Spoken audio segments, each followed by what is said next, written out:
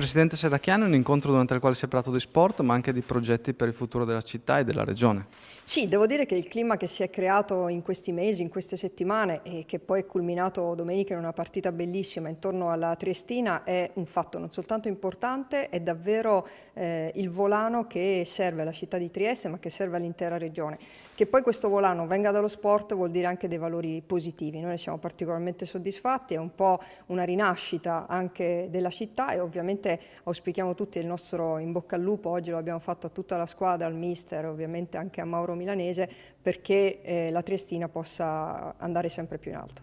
Da parte della Triestina è arrivata una richiesta di spazi e di impianti. Sì, anche il vicepresidente ha confermato proprio questo, avendo l'esperienza ad esempio fatta a Pordenone, cioè che una squadra che arriva a quei livelli ha bisogno anche di adeguati impianti sportivi, perché poi l'obiettivo è di radicarsi sul territorio, creare una sorta di asset regionale anche con un vivaio importante e quindi investire sui nostri bambini, giovani che possano veramente nello sport non soltanto trovare fiducia ma chissà anche una carriera, una professione. Per fare questo servono gli impianti, quindi va trovato uno spazio nel comune di Trieste e sulla base poi di quello spazio immaginare appunto degli impianti sportivi che siano a servizio dell'attività della Triestina ma direi di tutta la città.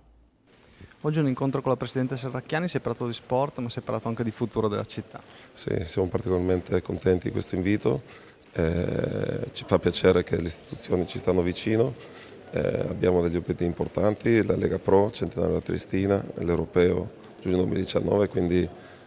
questi incontri diventano indispensabili e sono contento della grande disponibilità che ci viene data.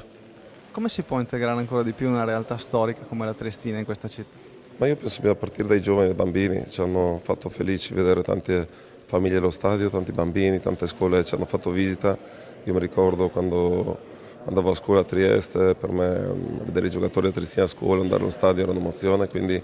abbiamo cercato a partire da questo e vedo che pian piano l'amore sta tornando, c'è un'energia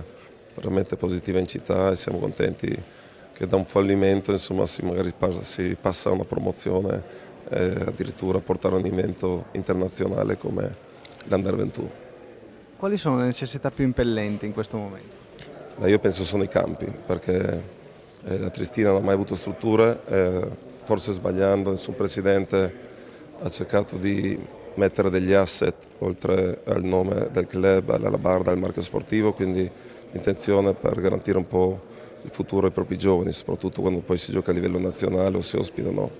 grandi squadre, quello di avere i propri campi, le proprie strutture per poter poi dare fiducia ai giovani di crescere, avere prima squadra e perché no anche arrivare in Serie A.